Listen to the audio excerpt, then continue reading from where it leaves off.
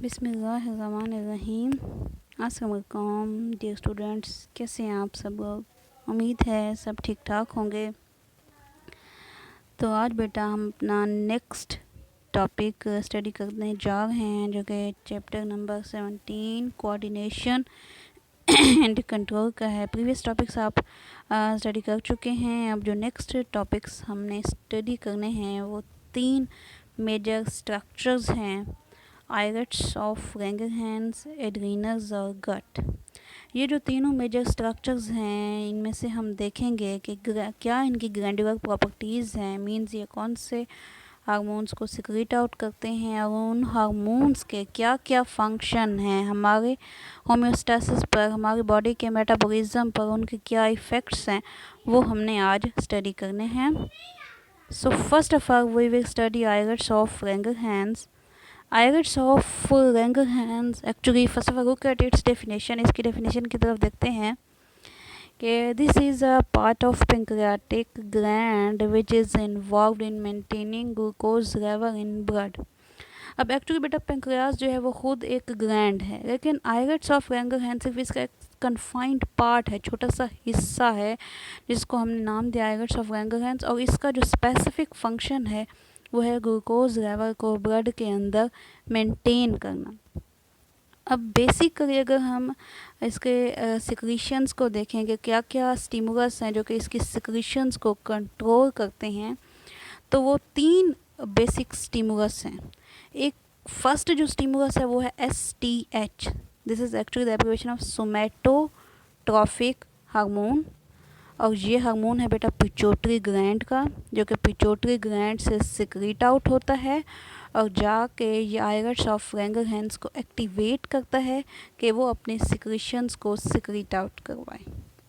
Second one जो hormone है that is ACTH, और ये हार्मोन है एड्रीनोकार्टिकोट्रॉफिक हार्मोन।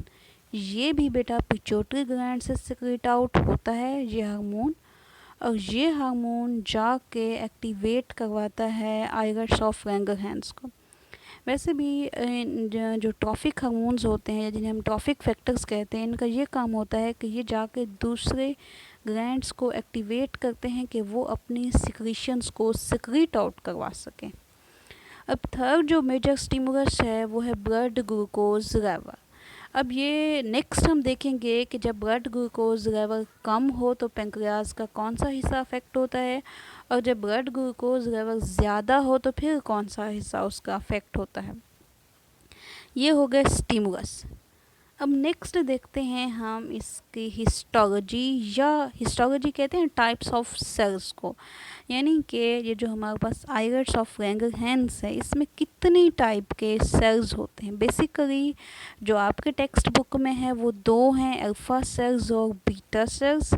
अल्फ़ा सेल्स जो है इनकी तादाद कम होती है और ये ग्लूकागोन को सिक्रीट आउट कराते हैं। ग्लूकागोन एक हार्मोन है जिसका ताल्लुक हाई ब्लड ग्लूकोज लेवल के साथ होता है। और नंबर 2 टाइप है हमारे पास बीटा सेल्स, जिनकी तादाद या जिनका काउंट जो है वो अल्फ़ा सेल्स के मुकाबले में ज़्यादा होता है, और इनका काम होता है इंसुलिन प्रोडक्शन या insulin secretion in the blood. There is another third type delta cells, but this is not mentioned in your text book, so that's why मैंने उनका यहाँ पे जिक्र नहीं किया। अब आते हैं इसके स्ट्रक्चर की तरफ। आप इस डायग्राम को देख सकते हैं, यहाँ पे उन्होंने कंप्लीट पेंक्रियाज दिखाया है। उस पेंक्रियाज का एक छोटा सा पार्ट है जिसे आइलेट्स ऑफ लैंगरहैंस का नाम दिया गया है, उसके स्ट्रक्चर को एलाबोरेट किया गया है। देख सकते हैं आप वाज़ेह तौर पे कि इसमें अल्फ़ा सेल्स भी हैं, इसमें बीटा सेल्स भी हैं। ये लाइट पर्पल शेड में जो है ये अल्फ़ा सेल्स हैं, और जो डार्क पर्पल शेड में है ये बीटा सेल्स हैं। और आप वाज़ेह तौर पे देख सकते हैं कि अल्फ़ा सेल्स का काउंट जो है वो कम है, जबकि बीटा सेल्स का काउंट जो है वो ज़्यादा है। और एक तीसरी टाइप के सेल्स यहाँ पे डेल्टा सेल्स भी मौजूद हैं, जिनका फंक्शन जो है वो इन दोनों से डिफरेंट होता है। अब नेक्स्ट एक और डायग्राम है, ये भी वहीं सेम पेंक्रियाज की। यहाँ पे भी देखें, आप देख सकते हैं वाज़ेह तौर पे ये पूरा जो स्ट्रक्चर है, राग स्ट्रक्चर, ये पूरा पेंक्रियाज है। उसका सिर्फ छोटा सा एक कन्फाइंड पोर्शन है दरमियान में, जिसको आइलेट्स ऑफ लैंगरहैंस का नाम दिया गया है। और आप देख सकते हैं कि यहाँ पे उन्होंने वाज़ेह तौर पे दो टाइप के सेल्स दिखाए हुए हैं, बीटा सेल्स और alpha cells. Delta sales other side पे हैं, बट हमने उनको शो ऑफ नहीं किया क्योंकि आपके सिलेबस में जिनका जिक्र है, जिनके ऊपर मेजर फोकस है, वो बीटा सेल्स और अल्फा सेल्स हैं। सो यहाँ पे दिखाया गया है कि जो इस तरह से आप देख सकते हैं, लाइट ब्लू कलर में जो हैं ये बीटा सेल्स हैं और डार्क ब्लू में जो हैं ये अल्फा सेल्स हैं। अल्फा सेल्स की तादाद जो है वो कम है, जबकि बीटा सेल्स की तादाद जो है वो ज़्यादा है। अब आ जाते हैं बेटा इनके फंक्शंस की तरफ, यानी कि ये जो दो hormone islets of Langerhans secrete out करवाता है, इनके क्या क्या फंक्शन होते हैं। सो वन बाय वन हम इनको डिस्कस करेंगे। फर्स्ट जो हमारे पास हार्मोन है वो ग्लूकागोन है, और इसका जो मेजर फंक्शन है वो होता है कि ये ब्लड ग्लूकोज लेवल को इंक्रीज़ करता है। Glucagon increases blood glucose level, blood के अंदर ये ग्लूकोज लेवल को इंक्रीज़ करता है। और ये किस तरह से करता है, किन वेज के थ्रू करता है, तो ये यहाँ पे 3 वेज बताए गए हैं जिनके through glucagon blood glucose level को इंक्रीज़ करता है। सो फर्स्ट जो वे है वो है break down of glycogen to glucose, यानी कि जो ग्लाइकोजिन है एक ह्यूज मॉलिक्यूल है, जो कि एक पॉलीमर है बहुत से ग्लूकोज मोनोमर्स का। सो इसकी ब्रेक डाउन काज करता है और ग्लूकोज को रिलीज़ करवाता है वहाँ से। नेक्स्ट है increase in blood glucose level, जब ब्रेक डाउन होगा ग्लाइकोजिन का तो डेफिनेटली ब्लड ग्लूकोज लेवल भी इंक्रीज़ करेगा। और नेक्स्ट हमारे पास फंक्शन है break down of lipids and proteins into glucose, यानी कि जो लिपिड्स और जब ग्लूकोज की डेफिशिएंसी हो जाती है बॉडी के अंदर और नॉर्मल ग्लाइकोजिन से ये नहीं मिल पा रही होती, देन लिपिड्स और प्रोटीन्स की ब्रेक डाउन होती है, तो उसको भी ये इनिशिएट करवाता है ग्लूकागोन हार्मोन। अब आ जाते हैं नेक्स्ट सब टॉपिक की तरफ, जो है कि ग्लूकागोन एबनॉर्मेलिटीज़। बाज़ औक़ात क्या होता है कि अल्फ़ा सेल्स यानी कि आइलेट्स ऑफ लैंगरहैंस के वो सेल्स जिन्होंने ग्लूकागोन को सिक्रीट आउट करवाना है, उनके ऊपर कोई ट्यूमर्स डिवेलप हो जाते हैं। तो ये ट्यूमर्स डेवलप हो जाने की वजह से उनकी एक्टिविटी डिस्टर्ब होती है। So tumours on alpha cells will cause excess glucagon secretion and consequently high blood glucose level. Tumour वैसे बेसिकली किसे कहते हैं, ट्यूमर किसी भी एक हम कह सकते हैं कि एक सेल की रेपिटेटिव मल्टीप्लिकेशन को कहते हैं। जब एक सेल बहुत ज़्यादा मल्टीप्लाई करता है, यानी कि उसकी तादाद में बहुत ज़्यादा इजाफा हो जाता है, माइटोसिस का नंबर इंक्रीज़ हो जाता है, देन वो सेल जो है वो ट्यूमर में चेंज हो जाता है। सो अगर ट्यूमर बन जाता है, यानी कि अल्फ़ा सेल्स के काउंट ज़्यादा हो जाता है, तो क्या होगा, ग्लूकोज का जो लेवल है वो भी हाई हो जाएगा ब्लड के अंदर। तो इसको हम कह रहे हैं ग्लूकागोन एबनॉर्मेलिटी। अब नेक्स्ट आ जाते हैं सेकंड हार्मोन की तरफ। आइलेट्स ऑफ लैंगरहैंस का जो सेकंड हार्मोन है बेटा वो है इंसुलिन। अब इंसुलिन के जो फंक्शंस हैं वो कौन से हैं, insulin decrease blood glucose level, ये मेजर फंक्शन है इंसुलिन का कि ये ब्लड ग्लूकोज लेवल को डिक्रीज़ करवाता है। अब ये डिक्रीज़ होना ब्लड ग्लूकोज लेवल का, तो ये किन वेज के थ्रू होता है, यानी कि क्या क्या एडाप्टेबिलिटीज़ होती हैं ब्लड के अंदर जिसकी वजह से ये फंक्शन अचीव होता है। सो इसमें फर्स्ट जो है वो हमारे पास है इंक्रीज ग्लाइकोजन सिंथेसिस, यानी कि जो भी एक्स्ट्रा ग्लूकोज है ब्लड के अंदर उसको पॉलीमराइज किया जाता है और उसको चेंज किया जाता है ग्लाइकोजिन में। सो ये एक इफ़ेक्ट है जिसकी वजह से ब्लड ग्लूकोज लेवल डिक्रीज़ होगा। नेक्स्ट जो इफ़ेक्ट है वो है increase utilization of glucose, glucose के इस्तेमाल ज़्यादा होगा, जब उसका इस्तेमाल ज़्यादा होगा तो वो कम हो जाएगी। नेक्स्ट है conversion of glucose into lipids and proteins. बिल्कुल टोटल एंटागोनिस्टिक फंक्शन है इंसुलिन के ग्लूकागोन से। ये दोनों एक दूसरे के एंटागोनिस्टिक हार्मोन्स वो होते हैं जो बिल्कुल एक दूसरे के अपोजिट वे में काम करते हैं।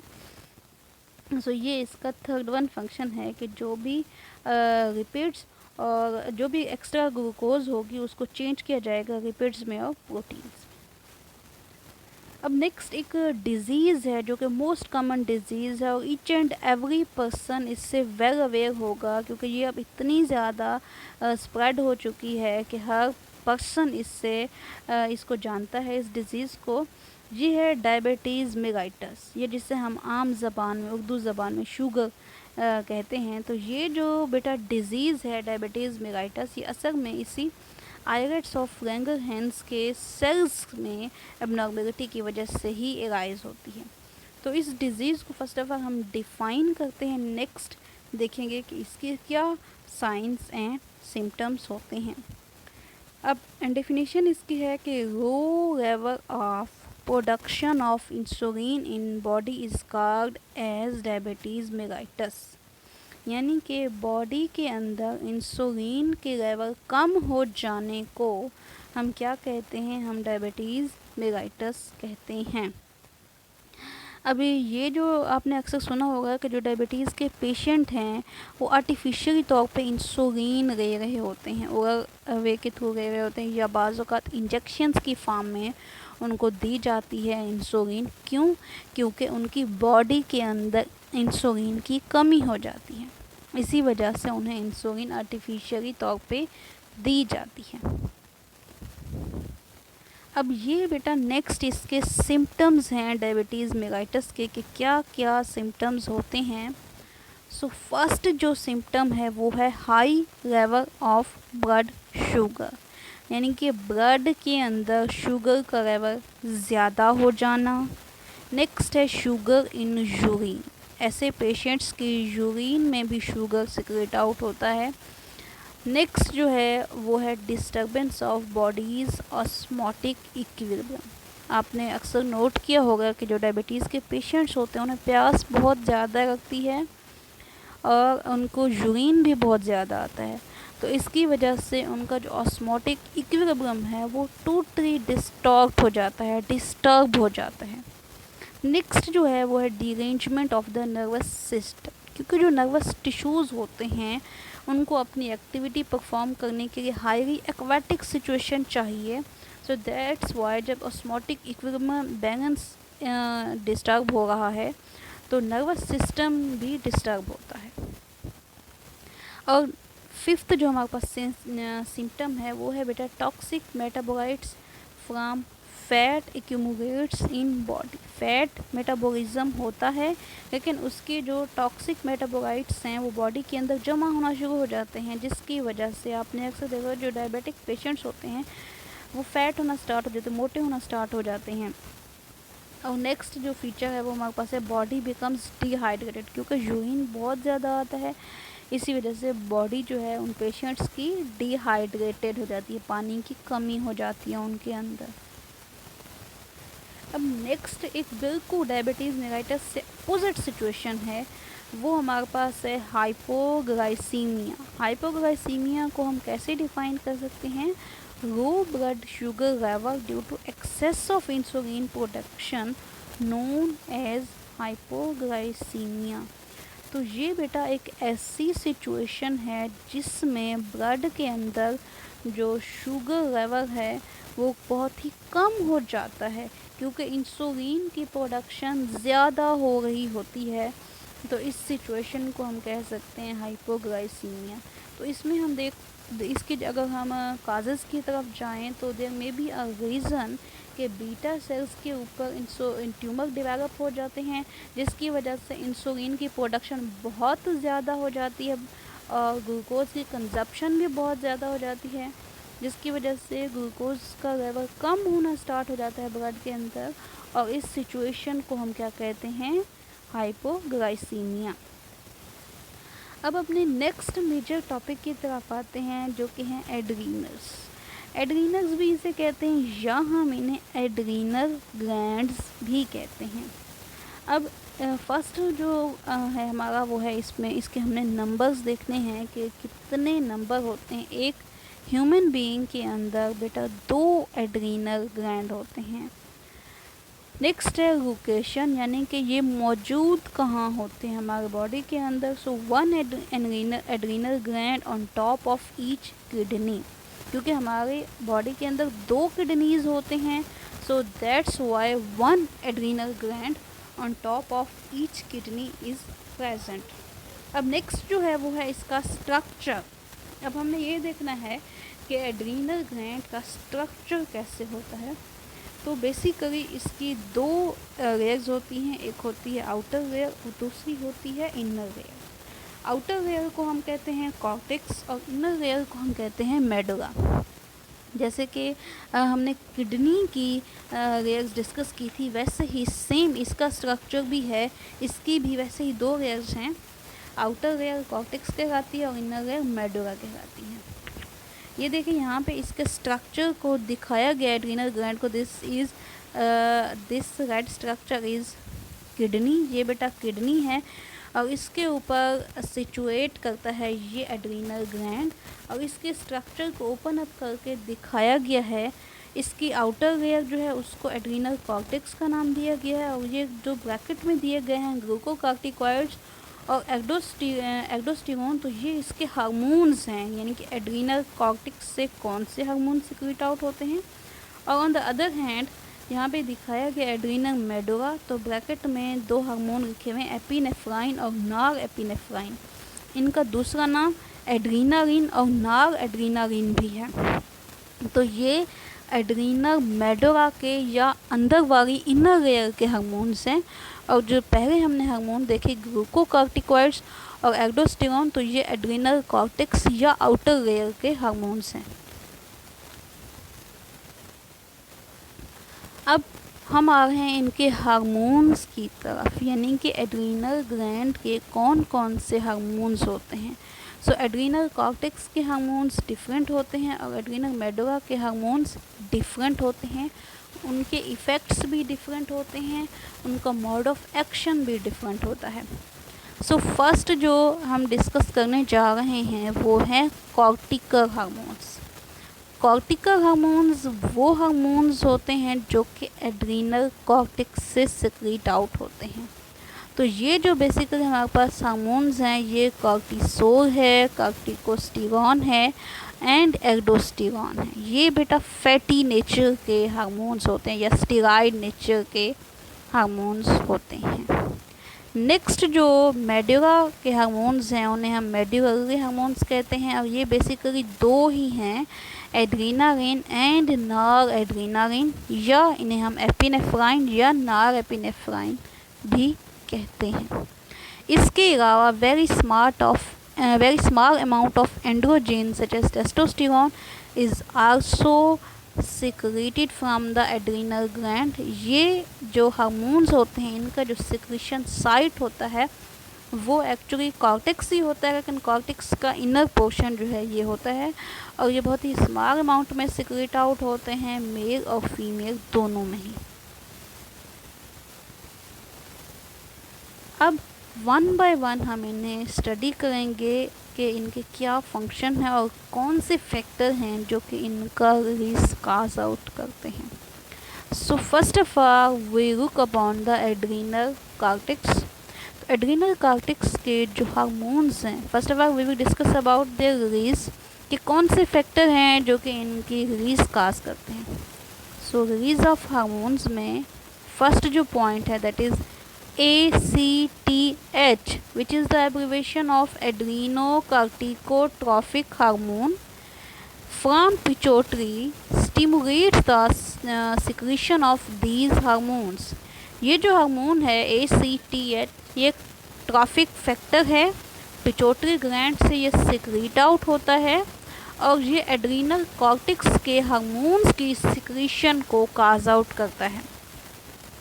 और नेक्स्ट जो है वो है शॉक और स्ट्रेस सिचुएशंस एंड इन्फेक्शंस, ये डिफरेंट सिचुएशंस हैं, शॉक की कंडीशन या स्ट्रेस की कंडीशन या कोई भी इन्फेक्शन हो जाता है बॉडी में, these are also stimulus for activating adrenal cortex hormone. तो ये हमने मोटिवेटर या स्टिमुलेटर देखे जिनकी वजह से एड्रीनल कॉर्टेक्स अपने हार्मोन को सिक्रीट आउट करवाना इनिशिएट करता है। अब नेक्स्ट है जी, इनके फंक्शंस क्या हैं, कॉर्टिकल हार्मोन्स के फंक्शंस क्या हैं। So first we will discuss cortisol, जिसका दूसरा नाम ग्लूकोकॉर्टिकॉइड्स भी है, क्योंकि ये ग्लूकोज के मेटाबॉलिज्म को मेंटेन करता है, सो दैट्स वाई हम इनको ग्लूकोकॉर्टिकॉइड्स भी कहते हैं। तो इसके जो फंक्शंस हैं वो ये हैं कि it increase in blood glucose level by its production from protein, यानी कि ब्लड ग्लूकोज लेवल को इंक्रीज करता है। और सेकेंड जो है, its function is antagonistic to the action of insulin, यानी कि इंसुलिन जिसका काम है ब्लड शुगर लेवल को कम करना और इसका काम है ब्लड ग्लूकोज लेवल को राइज अप करना। तो इस तरह से ये उसके एंटागोनिस्टिकली एक्ट करता है। अब नेक्स्ट आ जाते हैं हम अपने नेक्स्ट हार्मोन की तरफ, जो कि है एल्डोस्टेरोन, या जिन्हें हम मिनरलोकॉर्टिकॉइड्स भी कहते हैं, क्योंकि इनका ताल्लुक जो है वो मिनरल बैलेंस के साथ होता है, यानी कि जो आयंस हमारी बॉडी के अंदर हैं उनको मेंटेन करना, उनकी मेंटेनेंस को कंट्रोल करना, वो इनका काम होता है एल्डोस्टेरोन्स का। सो ये मेजर हार्मोन्स होते हैं बेटा एड्रीनल कॉर्टेक्स के, और इनका जो लेवल, इनका जो काम होता है वो ये होता है कि ये डिफरेंट आयन जैसे सोडियम है, पोटेशियम है, कैल्शियम है, उनके लेवल को मेंटेन करते हैं बॉडी के अंदर। So look at the slides, adrenal cortex mainly secretes this hormone. It conserves the level of sodium ions in the body by preventing loss from kidney tubules. इस hormone का जो major target site है वो kidney tubules होती हैं, और वहीं पे जाके ही ये जो यूरिन आ रहा होता है उसमें से जो एक्स्ट्रा साल्ट्स होती हैं उनको एब्जॉर्ब करवाने में हेल्प करता है, उनको बॉडी को रिटर्न बैक करवाने में हेल्प करता है। अब नेक्स्ट जो हमारे पास हार्मोन, थर्ड वन हार्मोन है cortical hormone, that is corticosterone, और इसके जो फंक्शन हैं वो क्या हैं कि it increase blood glucose level. Next है it regulates mineral ion balance, और नेक्स्ट जो है it act as both mineralocorticoid and glucocorticoid, यानी कि देखें फर्स्ट पॉइंट जो था इसका वो था ब्लड ग्लूकोज लेवल को इंक्रीज करता है, सेकेंड पॉइंट्स है कि मिनरल आयन बैलेंस को, यानी कि जो पिछले दो हार्मोन्स हैं ये उनके लिए एसेसरी स्ट्रक्चर, एसेसरी हम कह सकते हैं उसके तौर पे, हार्मोन के तौर पे एक्ट करता है, और ये मिनरलोकॉर्टिकॉइड भी है और ग्लूकोकॉर्टिकॉइड भी है। अब नेक्स्ट जो हैं वो हमारे पास हैं जी डिसऑर्डर्स ऑफ कॉर्टिकल हार्मोन्स, यानी कि कॉर्टिकल हार्मोन्स की वजह से कौन कौन सी अबनॉर्मलिटीज़ एराइज हो सकती हैं। तो फर्स्ट जो है सिचुएशन जो है वो है अंडर सिक्रेशन, यानी कि कॉर्टिकल हार्मोन्स अगर कम प्रोड्यूस हो रहे हैं तो इस सिचुएशन को, इस डिज़ीज़ को हम नाम देते हैं एडिसन्स डिजीज़ का। And we define the Addison disease as the destruction of adrenal cortex will leads to Addison's disease, यानी कि एड्रीनल कॉर्टेक्स में डिस्टर्बेंस हो गई है, उसकी डिस्ट्रक्शन हो गई है, जिसकी वजह से क्या होगा, कॉर्टिकल हार्मोन्स की प्रोडक्शन मिनिमाइज हो जाएगी। तो इस सिचुएशन को हम क्या कहेंगे बेटा, इसको हम कहेंगे एडिसन्स डिजीज़। अब एडिसन्स डिजीज़ के जो मेजर साइंस एंड सिम्टम्स होते हैं वो क्या होते हैं, तो ये है कि जनरल मेटाबॉलिक डिस्टर्बेंस, पूरा बॉडी का जो मेटाबॉलिज्म है वो डिस्टर्ब होता है। नेक्स्ट है weakness of muscles, muscle fatigue बहुत ज़्यादा हो जाती है, बहुत जल्द मसल्स थक जाते हैं। उसके बाद है लॉस ऑफ साल्ट्स, बॉडी से लॉस ऑफ साल्ट्स ज़्यादा हो जाता है। नेक्स्ट जो है वो है stress situation such as cold, यानी कि कपकपी की सिचुएशन जो है वो तारी हो जाती है। अब जो नेक्स्ट एबनॉर्मलिटी है, डिसऑर्डर है कॉर्टिकल हार्मोन का, वो है ओवर सिक्रेशन, यानी कि इसका ज़्यादा प्रोड्यूस होना। तो इसको हम नाम देते हैं कशिंग्स डिजीज़ का, और इसको हम डिफाइन करते हैं too much production of cortical hormone will leads to the Cushing's disease. और इसके जो सिम्टम्स हैं वो कौन से हैं? फर्स्ट जो है that is excessive protein breakdown, protein breakdown बहुत ज़्यादा हो जाती है बॉडी के अंदर। नेक्स्ट है मस्क्यूलर एंड बोन वीकनेस। अब ये फीचर जो है वो पिछली डिजीज़ से मिलती जुलती है, क्योंकि अक्सर बीमारियों के जो साइंस एंड सिम्टम्स हैं वो एक जैसे होते हैं। तो मसल्स और बोन्स में बहुत ज़्यादा पेन होता है, वीकनेस हो जाती है बंदे को, और ब्लड शुगर भी डिस्टर्ब होता है। High blood sugar disturbs the metabolism such as in diabetes, जैसे कि डायबिटीज़ में होता है। यहाँ पे भी ब्लड शुगर लेवल जो है वो बहुत ज़्यादा डिस्टर्ब हो जाता है, क्योंकि हमारी जो जनरल मेटाबॉलिज्म है उसका ताल्लुक ही हमारे शुगर लेवल के साथ होता है। Any type of food we intake in the form of proteins or in the form of lipids, this ultimately converted into sugar. जब तक वो शुगर में कन्वर्ट नहीं होगी, that is not useful for us. So that's why blood sugar level या body sugar level ये दोनों ही मिल के हमारे मेटाबॉलिज्म को बनाते हैं। अब आ जाते हैं जी नेक्स्ट लेयर की तरफ, that is inner layer adrenal medulla. अब एड्रीनल मेडुला के जो हार्मोन्स हैं उनके जो स्टिमुलेटर हैं वो कौन से हैं? अब एड्रीनल मेडुला के हार्मोन्स हैं कौन से? दो हार्मोन्स हैं, एड्रीनालिन एंड नॉर एड्रीनालिन, या इनके लिए एक और नेम है एपिनेफ्रिन या नॉर एपिनेफ्रिन। अब both of hormones of adrenal medulla are secreted in stress situation of body. हमारी जो बॉडी का सिंपैथेटिक नर्वस सिस्टम है उनका रिस्पॉन्स होता है ये adrenal hormones, adrenal medullary hormones. ये हमें स्ट्रेस की सिचुएशन में हम बचाते हैं और हमारे अंदर डिफरेंट एडेप्टेबिलिटीज़ लेके आते हैं, जिसकी वजह से हम अपने आप को उस स्ट्रेस सिचुएशन से निकाल पाते हैं। सो इनका जो इन मेडुलरी हार्मोन्स का जो बेटा फंक्शन परफॉर्म करने का मोड है, यानी कि मोड ऑफ एक्शन है, वो दो तरह से, एक है एंटागोनिस्टिक और दूसरा है साइनर्जिस्टिक। इनमें डिफरेंस क्या होता है? एंटागोनिस्टिक कहते हैं कि ये दोनों हार्मोन्स जब बिल्कुल एक दूसरे का अपोजिट फंक्शन परफॉर्म कर रहे होते हैं, यानी कि एड्रीनालिन एंड नॉर एड्रीनालिन जब दोनों ही रिवर्स डायरेक्शन में काम करते हैं, अपोजिट वे में काम कर रहे होते हैं, तो तब इनके फंक्शन को हम कहते हैं एंटागोनिस्टिक। और जब ये दोनों मिलकर किसी एक फंक्शन को परफॉर्म कर रहे होते हैं तो तब हम इनके फंक्शन को या मोड ऑफ एक्शन को कहते हैं साइनर्जिस्टिक। कुछ फंक्शंस होते हैं जो कि ये दोनों हार्मोन्स मिलकर परफॉर्म करते हैं, उनको हम साइनर्जिस्टिक कहते हैं, और कुछ फंक्शंस होते हैं कि जो सिर्फ स्पेसिफिक होते हैं इनके, यानी कि एक फंक्शन एड्रीनालिन परफॉर्म करेगा और दूसरा नॉर एड्रीनालिन, तो वो जो इनका वे है या मोड ऑफ एक्शन है उसको हम कहते हैं एंटागोनिस्टिक। अब हम इन्हीं मॉड को वन बाय वन डिस्कस करेंगे। तो फर्स्ट जो मॉड है वो है एंटागोनिस्टिक मॉड। अब एंटागोनिस्टिक मॉड जो है इसमें देखें, फर्स्ट ऑफ ऑल हम देखते हैं कि एड्रीनालिन क्या फंक्शन करता है। Adrenaline dilates blood vessels and it increases heart output. तो ये इसके फंक्शन है कि किसी भी स्ट्रेस की सिचुएशन में, when we are in a situation of stress, यानी कि हम फेयर की सिचुएशन में हैं, हम फाइट की सिचुएशन में हैं, तो तब एड्रीनालिन का ये काम होता है कि ये हमारे ब्लड वेसल्स को डायलेट्स करता है और हमारे हार्ट आउटपुट को इंक्रीज़ करता है। दैट्स वाई हमारे दिल की धड़कन जो है वो तेज़ हो जाती है।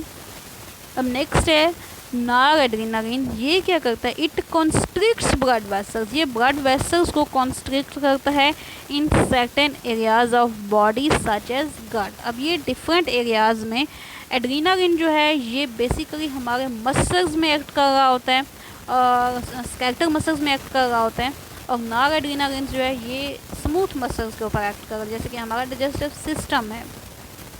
तो इसका ये काम होता है कि ये वहाँ पे ब्लड वेसल्स को कंस्ट्रिक्ट करवा रहा होता है in certain areas of body such as gut. तो अब हम आ गए हैं साइनर्जिस्टिक मोड की तरफ, यानी कि ऐसे फंक्शंस जहाँ पे एड्रीनालिन और नॉर एड्रीनालिन दोनों मिल के ही कोऑर्डिनेट कर रहे हैं फंक्शंस को, तो उसको हम कहेंगे साइनर्जिस्टिक फंक्शंस।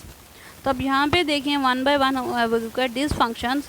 पहला जो है वो है ब्लड प्रेशर का राइज होना, both hormones raise blood pressure. Next है both hormones release of glucose, यानी कि ग्लूकोज के, क्योंकि स्ट्रेस की सिचुएशन में ये रिलीज होंगे ये खुद, तो दैट्स वाई ये ग्लूकागोन के रिलीज को भी प्रमोट करेंगे। और नेक्स्ट है both reinforce the effects of sympathetic nervous system. Sympathetic nervous system as we know all कि ये वो हमारा नर्वस सिस्टम है which is sympathy of God on us, जो कि अल्लाह ताला की हमारे ऊपर एक ब्लेसिंग है। When we are in any emergency situation, जब हम कोई एक्सीडेंटल सिचुएशन में होते हैं and we can not determine what we have to do, so उस टाइम ये नर्वस सिस्टम एक्टिवेट होता है। और इस नर्वस सिस्टम को चलाने के लिए ये जो दो हार्मोन्स होते हैं एड्रीनल मेडुला के, एड्रीनालिन और नॉर एड्रीनालिन, ये बहुत यूज़फुल हैं। अब जो थर्ड टाइप है वो है एंड्रोजेंस, यानी कि which are male specific hormones.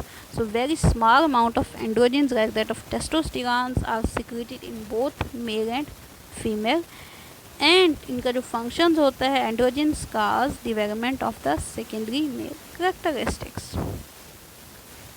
अब हम आ रहे हैं अपने तीसरे टॉपिक की तरफ, जो कि है गट। गट एक्चुअली हमारे डाइजेस्टिव सिस्टम को कहते हैं।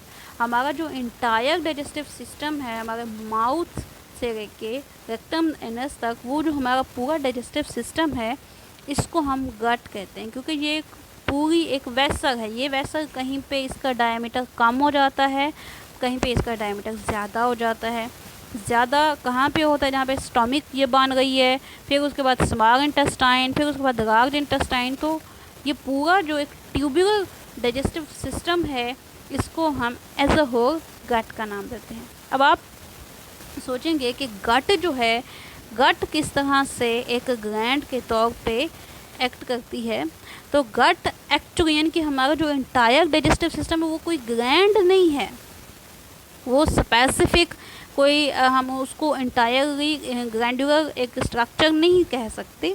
सिर्फ कुछ पार्ट्स हैं जहाँ से कुछ हार्मोन सिक्रेट आउट होते हैं। तो इस वजह से हम यहाँ पे इसके स्ट्रक्चर को और इसके फंक्शंस को स्टडी कर रहे हैं। बाकी पूरा डाइजेस्टिव सिस्टम जो है वो ग्लैंड नहीं है। अब इसके जो है ना दो स्पेसिफिक हार्मोन्स हैं गट के। फर्स्ट वन जो हार्मोन है वो है गैस्ट्रिन। अब गैस्ट्रिन जो है, इसकी स्टेटमेंट को देखते हैं कि it is a hormone of stomach produced from its pyloric region under the influence of protein food. दो रीजन होते हैं स्टोमिक के बेसिकली, एक पायरोरिक रीजन होता है, एक कार्डियक रीजन होता है। कार्डियक रीजन जो है ये वो फर्स्ट वो कह सकते हैं, ये यहाँ इसकी जो ओपनिंग होती है उसको हम कार्डियक स्फिंक्टर कहते हैं। और ये वो ओपनिंग है जो कि बेटा ईसोफेगस को और स्टोमिक को आपस में कनेक्ट करती है।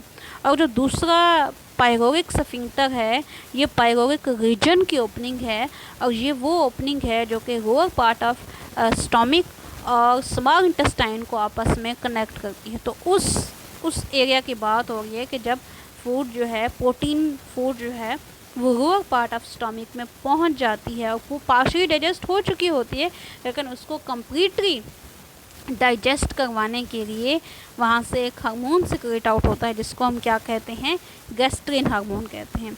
और इसका जो फंक्शन है वो ये है कि it production of more and more gastric juice. Gastric juice एक ख़ास किस्म की सिक्रीशन है स्टोमिक की, और ये स्पेसिफिक होता है for the digestion of proteins. तो जब हम बहुत ज़्यादा प्रोटीन फूड लेते हैं तो गैस्ट्रिन प्रोडक्शन भी बॉडी में ज़्यादा हो जाती है फॉर इट्स डाइजेशन। और नेक्स्ट जो हार्मोन है गट का वो है secretin. That word is secretin. अब ये सिक्रीटिन जो है ये कहाँ से सिक्रीट आउट होता है? It is a hormone of small intestine produced from duodenum. Duodenum जो कि फर्स्ट पार्ट होता है स्मॉल इंटेस्टाइन का, when acidic food touches it's lining. अब जब हम एसिडिक फूड ले लेते हैं तो तब इस हार्मोन को सिक्रीट आउट करवाने की नीड आ जाती है, और ये हार्मोन सिक्रीट आउट होता है हमारे स्मॉल इंटेस्टाइन से। जब कोई भी एसिडिक फूड स्मॉल इंटेस्टाइन की लाइनिंग को टच करती है, और इसके फंक्शंस ये हैं कि it increase pancreatic juice production. Pancreatic juice ये ख़ास किस्म की सिक्रीशन जो कि पैंक्रियाज में बनती है, और पैंक्रियाटिक डक्ट के थ्रू ये ट्रांसपोर्ट की जाती है डाइजेस्टिव सिस्टम की तरफ for the digestion of acidic food. So ये जो हार्मोन है सिक्रीटिन, ये प्रोड्यूस तो स्मॉल इंटेस्टाइन में होगा, लेकिन ये जाके अफेक्ट करेगा पैंक्रियाज को कि वो पैंक्रियाटिक जूस बनाए और उसको डिलीवर कर दे स्मॉल इंटेस्टाइन की तरफ। एंड नेक्स्ट है जी, after affect the rate of bile production in the liver. Bile जो है बेटा ये असल में लिवर की सिक्रीशन होती है, लिवर में बनती है for the digestion of fats, और लिवर से एक डक्ट आती है बाइल डक्ट, जिसके थ्रू ये डाइजेस्टिव सिस्टम की तरफ ट्रांसपोर्ट की जाती है सिक्रीशन, जिसको हम बाइल कहते हैं। तो ये जो हार्मोन है जो कि स्मॉल इंटेस्टाइन में प्रोड्यूस हो रहा है, ये पैंक्रियाज की एक्टिविटी को भी अफेक्ट कर रहा है कि वो पैंक्रियाटिक जूस बनाए और उसे डाइजेस्टिव सिस्टम को ट्रांसपोर्ट करे। ये लिवर की एक्टिविटी को भी अफेक्ट कर रहा है, बूस्टअप कर रहा है कि ये बाइल बनाए और उसे बाइल डक्ट के थ्रू डाइजेस्टिव सिस्टम की तरफ ट्रांसपोर्ट कर दे। So at the end thank you so much for giving your time, and आपको फिर से रिक्वेस्ट करते हैं कि आप इस चैनल को सब्सक्राइब करें so that you should be in touch with your text books